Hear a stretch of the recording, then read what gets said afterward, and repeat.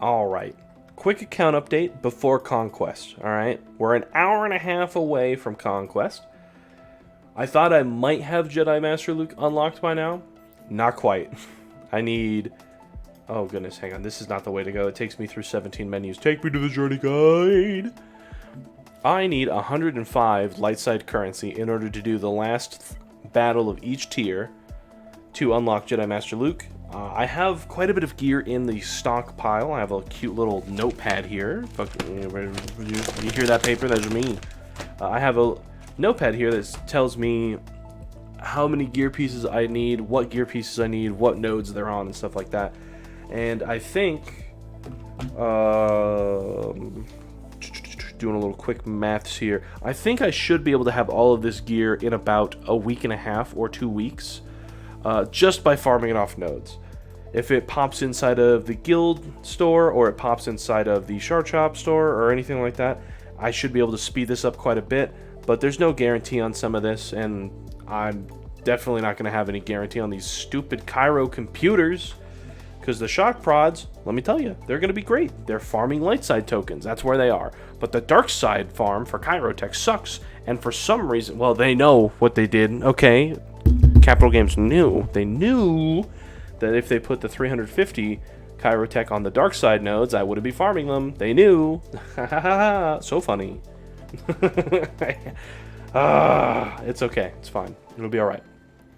Post that, though, I want to talk about where I'm going after that. So, Jedi Master Luke is, of course, going to get a squad of homies. He's going to obtain Jolee, Yoda, Ezra, and Plo Koon. It means I'm going to have to find a different home for Plo Koon, because right now he's sitting in the terrible spot of being on the Padme team, in which he has 0 synergy for. He hits the turn meter button and doesn't gain turn meter, so it's really just a waste of space. But he's the most geared character and is a Galactic Republic, so not going to really do about that. So I'll have to replace him on her team. Ezra's homeless. Yoda and Jolee they're more or less homeless because Jedi Knight Revan hangs out with the cool kid Jedi Knight Luke nowadays, so giving them to Jedi Master Luke is just going to be fantastic for everybody around here. General Skywalker is at 6 stars. I have not put any gear into him. A couple of reasons why I did that. One, he's at 6 stars. So I'm not going to be able to build up his protection to be a massive number. So when I get data discs, whether it's the kill data discs or the stall data discs, he's not going to be able to abuse either of them, because he's going to get hit once, get knocked down, and then the team is going to die behind him, instead of it being something where I'm able to kind of ability block or kill off a character or two, and then the team knocks him down and they get to kind of have their way with maybe 5s, but not the rest of the boys or something like that.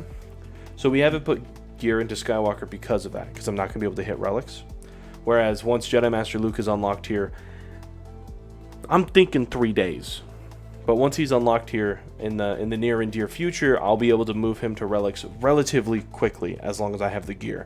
Since I haven't spent it, I have it.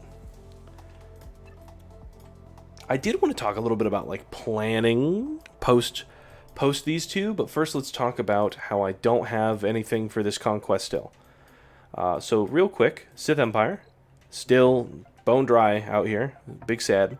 Pop into the Sith. Darth Nihilus and Scion are not geared up, so I'm not able to do that feat as well. And the Old Republic, mine still kind of suck a lot. So realistically, the only 2 feats that I'm going to be chasing, the global feats, are going to be the feat for defeating all of the enemies, which is like 500 enemies or something like that, and doing 20 battles without a leadership ability. Those are going to be the 2 feats that I can chase that are part of the global feats. And then, of course, the feat that comes after the data disc from no leadership, blah, blah, blah, blah, blah. Once I have that done, I can focus on sector feats, and we should cash out the same, if not maybe 1 crate up, which would be 2nd crate, right? Because I got the 3rd crate last time. Gold, or silver with a gold stripe, is 25 TIE Interceptor. I should be able to get that one for sure, and if not, the one after as well. So I'm pretty excited about that. Because I've already proven it to myself that I can do it. So it means we're only going to get better and better. Next conquest, I'll have a Galactic Legend. Conquest after that, I'll have General Skywalker. Conquest after that, we're going to continue to make our roster better. So it's only a matter of time before I start red crating every Conquest that exists. Big pog. Real quick though, I did kind of talk about that little thing. I want to pop over here. Planning. This is very off topic. If you were just here for Conquest, you can leave. I appreciate you. This is something I want to talk about a little bit when it comes to planning your roster out. Whether you're following a farming guide from AP Gains or Darth Loquitur, Arnold, me, whatever it is, right? Definitely having the ability to steal yourself in what you're going to be farming next is very important. So, for example, right, you can see that I have Jedi Master Luke and General Skywalker as my next 2 teams that I'm going to be farming out. These are set in stone. These aren't changing, right? The Jedi Master Luke is going to move upwards. General Skywalker is going to take his place.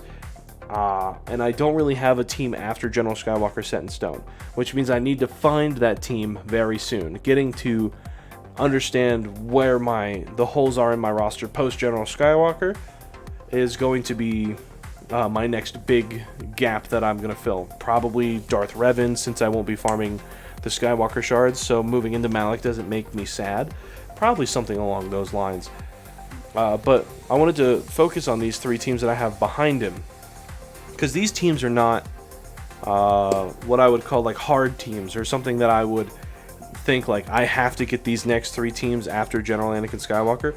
They're here as kind of a suggestion so that I can continue to pop back in here and look at them and go, do I really want to finish gearing up these teams? Do I want to move into this team just because of my extra Omicrons that I want to spend? Same with like the Night Sisters, right? Is that something I really want to do? You know, so these next 3 teams are something that I'm probably going to be changing, deleting, moving around in farm order or something like that, up until the point where I am on like the cusp of finishing gas and I need to like make a decision. And I don't think that's a bad thing. It's just understanding what your next farm is going to be is very important. So try working on that. Try working on the immediate stuff, and then just having something that you think would be cool floating in the background. Because as you finish, like when I finish Jedi Master Luke, I'm going to see what my big problems are going to be with having a Galactic Legend, right? I'll put him on defense, maybe I'll give him a Datacron, and hopefully he'll just carry me on topside so I can put poopy ships there and try and ruin their ships. So then it's going to be, well, what are the things that I need? Do I need ship pilots now? Is that going to be my big thing? If so, should I move into the Kylo Ren Unmasked squad down here so I can get First Order ships up and running? Should I move into the Rogue One squad to get Rebels up and running? A little bit better. Mine are running. Just they're running at like 3 cylinders and a jalopy. Yeah, but keep that in mind. Keep it in mind, right? Just a quick little tip. Just keep it in the back of your head. All right. I'll talk to you later.